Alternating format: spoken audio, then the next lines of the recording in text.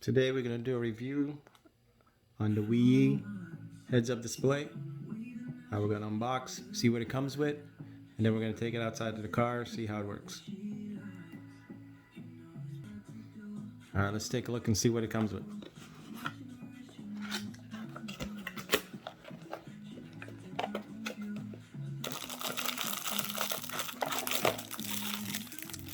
Nice little heads-up display.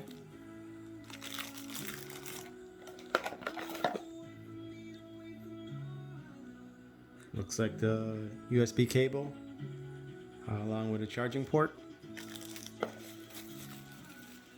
Looks like a dash install. Double-sided tape. If we want to remove it, the removal tool. And we also have the instructions. Alright, so let's take a look at this.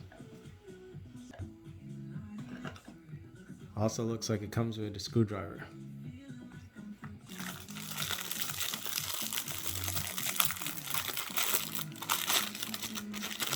Very compact.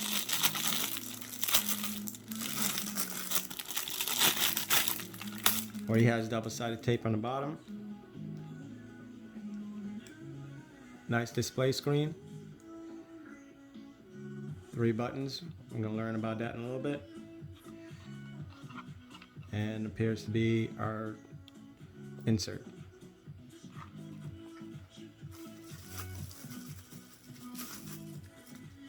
Windshield mount and a suction. Alright, so let's take it outside to the vehicle, plug it in, and see how it works. Alright, so we're going to go ahead and locate your OBD. That's the port on this 06 Mazda RX-8. And then we're going to connect this side of the harness into the port, and then we're going to run this wire into your head unit. So I'm going to go ahead and do that, and we'll come back another end of the video. Once installed and plugged in, power it up, and give you a voltage, and then this will be your main screen. On your main screen, you're going to have a very clear display. Looks like you're going to have 3 different columns. On the left button, that will be controlling your top. On your middle, that'll be your right button. That'll change those settings, and then your bottom will be your voltage. So let's go through these and take a look. So 1, you're going to have the GPS. 2, you're going to have your ASL. And then you're going to go to direction, ECT, your RPMs, FUE, your map, OIT. Obviously I've driven this vehicle before, so these numbers are obviously not 0 because the car was driven. Your AF, TCP, PSI, KM and L, CVT, ELD, IAT, TPS, and the duration of how long. So the longer you keep this on, the more the minutes will go up. Alright, so to the right hand side, we click that one, and you can go through the same settings, so you can change and see what you want to see. Now when you find what you'd like to run, you can then at that point move on to your next screen, which in your next screen you now get to change your heads-up display. So in your heads-up display here, obviously you have your RPMs. This display is pretty cool.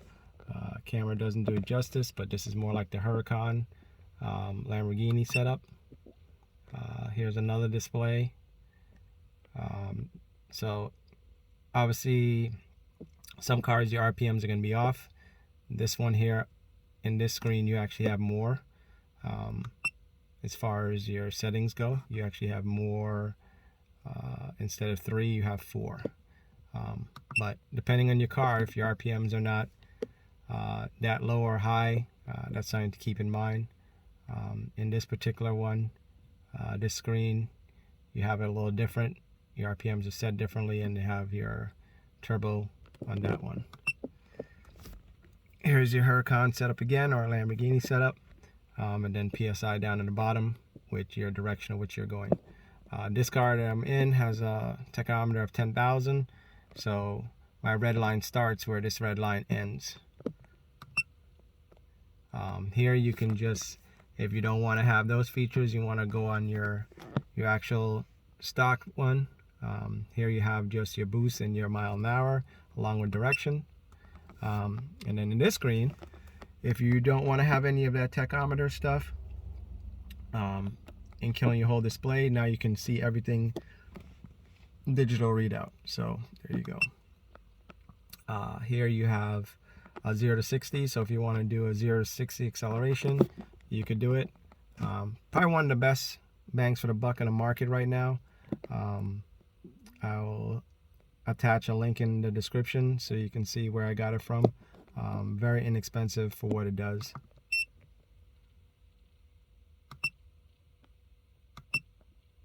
There's a brake test, so if you want to do a brake test, you can always do a brake test, and it'll show you in your braking how long it takes you to do that. So there's a bunch of features. You can definitely go through it.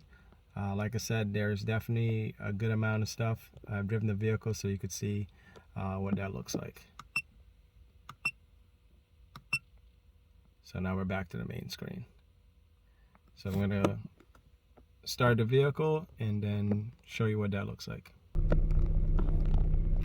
So running the vehicle, there's your RPMs, pretty much on point.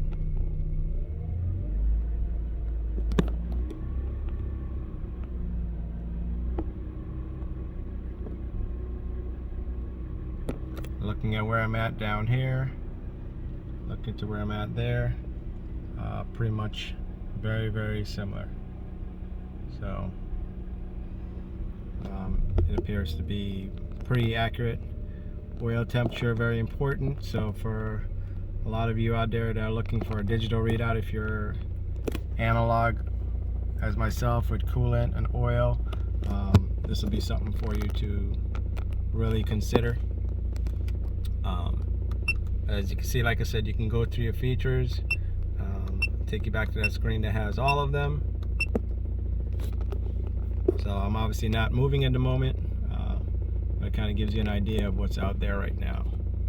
So you have a good amount of readings of what's there. So as you're playing with it, you know, you have